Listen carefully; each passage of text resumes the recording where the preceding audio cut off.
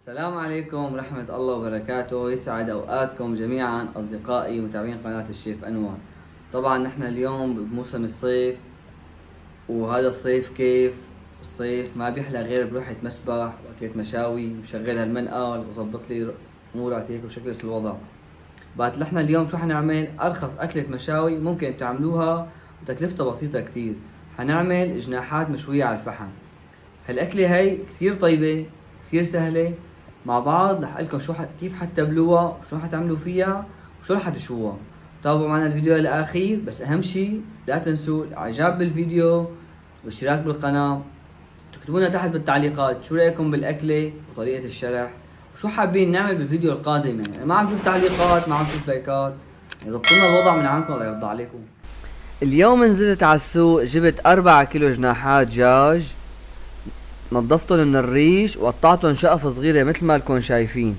كل جناح قطعته طعتين، وقمت منه الشقفة الصغيرة هي اللي بتحترق على النار وما لها طعمة وما فيها لحمة. شو رح ساوي هلا؟ رح حط عليهم فنجانين خل ابيض، ورح احط عليهم مي وحركهم منيح هيك لحتى شو تطلع الزفرة اللي جواتهم. شايفين شو عم بعمل؟ وبخليهم على جنب، وبستثمر هذا الوقت بكون انا شو ساويت التتبيلة تبعي. بتكون الزفرة اللي فيهم طلعت، بغسلهم بالمي مرة تانية وبصفيهم. شايفين؟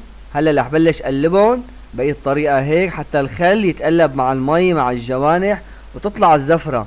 لاحظوا كيف لون المي تغير، يعني لمدة لحظات بس. كيف كان لما خليهم 5 دقايق او 10 دقايق لبين ما اساوي التتبيلة تبعهم بيطلع الدم والزفرة. شايفين كيف؟ يلا حط على جنب.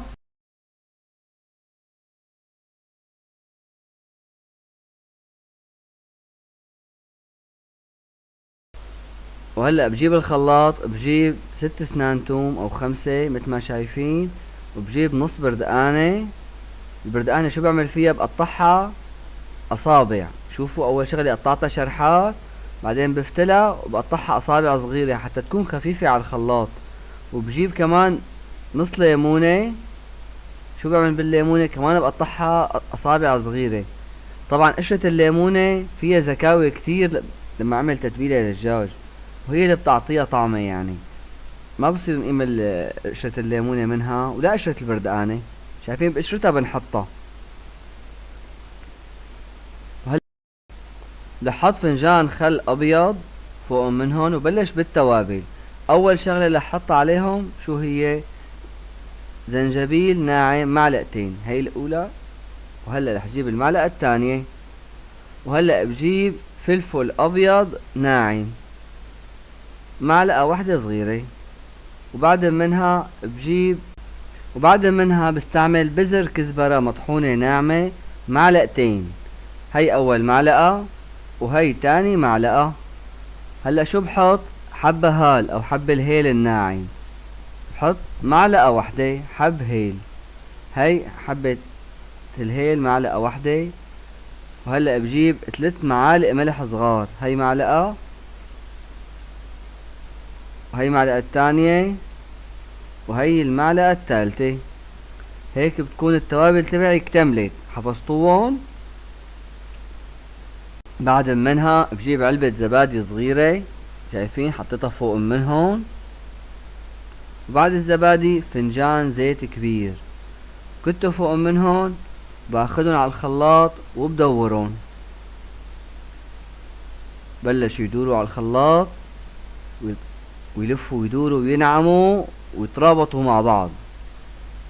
شايفين كيف صار ترابطوا هيك مع بعض. هلا بعد ما نعموا صاروا مثل المايونيز هيك، لهم قوام هيك مترابطين مع بعضهم. لحط عليهم باقي الاغراض. رح استعمل دبس البندورة او صلصة الطماطم معلقتين، ورح استعمل عليهم 3 معالق دبس فليفلة حلوة. هاي اول معلقة وهي الثانية وهي المعلقة الثالثة. وهلا باخدهم على الخلاط وبرجع بدورهم مرة تانية.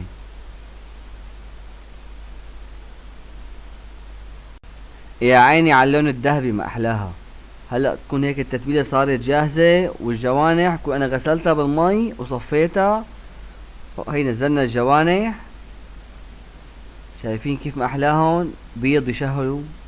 بنحط عليهم هالتتبيلة شوي شوي ونبلش نقلب فيه. طبعا هي نص كمية الجوانح. هلا لما قلبتها منيح وكله اخد التتبيلة هيك، بقلب منيح مظبوط، بصيروا كلياتهم لون واحد. يا عيني يا عيني. ورح اجيب كمالة الجوانح سقطناهم هون، ورجعنا كمان حطينا عليهم تتبيلة اللي زادت معي. شايفين هي كل التتبيلة حطيتها، وهلا بقلب الطبقة الثانية كلياتها حتى يصيروا كلياتهم روح وحدة، ويصير التتبيل يعني كلياتهم يتناسجوا مع بعضهم، يصير القوام موحد بيناتهم.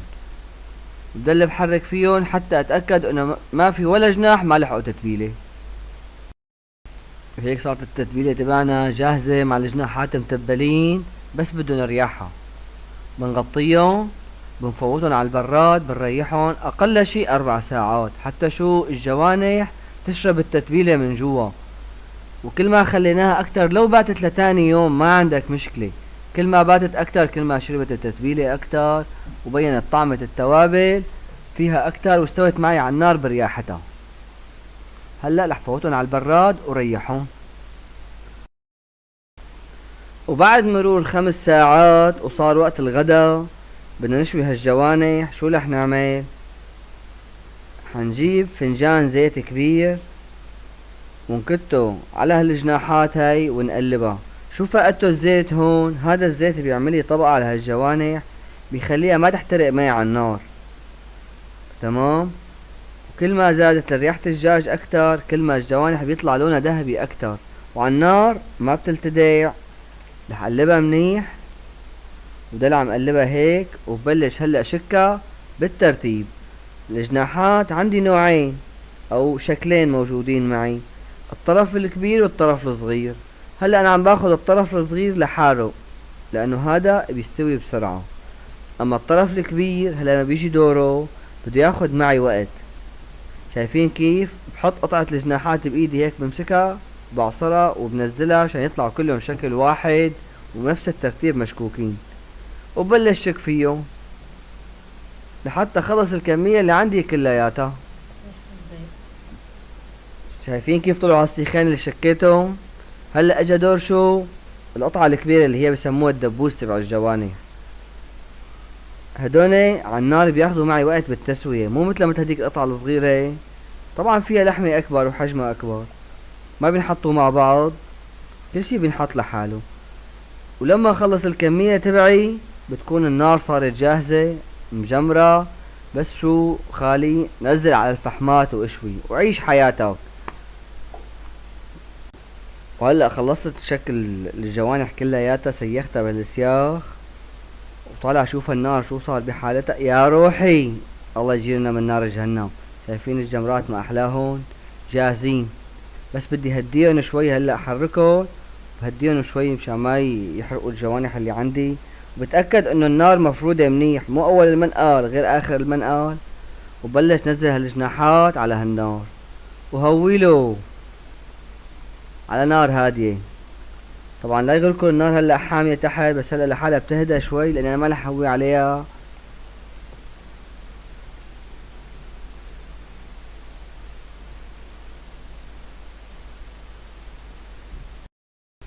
طبعا الدجاج بشكل عام بياخد وقت على التسوية، بتسويته على النار يعني، مو مثل اللحمة لا تعرق، متى ما عرقت اللحمة يعني استويت، اما الدجاج لا يحرق لا يتأمر من برا.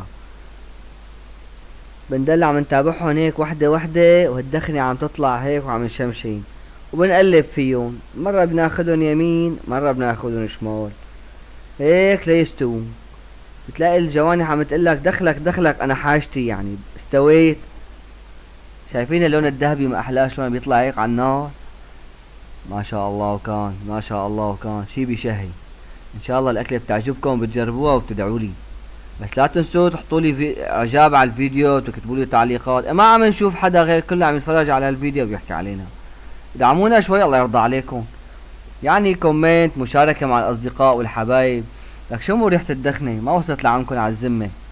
ما اشتهيتوها لهالاكلة؟ يا عيني يا عيني. شوف الذهب، شوف الذهب، الله يبارك له، يا عيني. شي بشهي الله وكيله.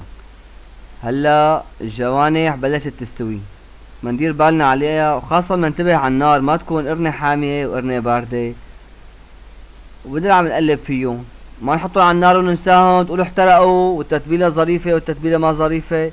بدكم ضبطوا الوضع. بلش الرزق يستوي، يا سلام، وكرش الصغير لا يتحمل. ها بنجيب الصحن بنحطهم هيك مثل ما هن. بتجيب خبزة بتحطها على اولهم، بتحط بطن ايدك من تحت هيك، بتثبتهم وبتسحب هالصيغ، وهيك بيطلع هالجوانح. ورجيني لشوف من جوا الدهب شلون طلع. افتحها هيك من هون، رايح نيفا، مستوي على الاخير. اخي ما في مجال، لازم تجربوها، ما لا احكي انا. وهي الكمالة تبعهم بنفرطهم واحد واحد، بحط بطن ايدي هيك، كف ايدي اخر كف الايد، وبسحب واسحب يا باشا. وهلا اصدقائي طبقنا صار جاهز مثل ما انا شايفين، وحطيت قدامها طبق تومية وطبق متبل وشوية سلطة خضراء. واكيد الاكلة حتعجبكم، ما رح اسألكم عنها لانكم حتجربوها وتكتبولي تحت بالتعليقات شو رأيكم فيها.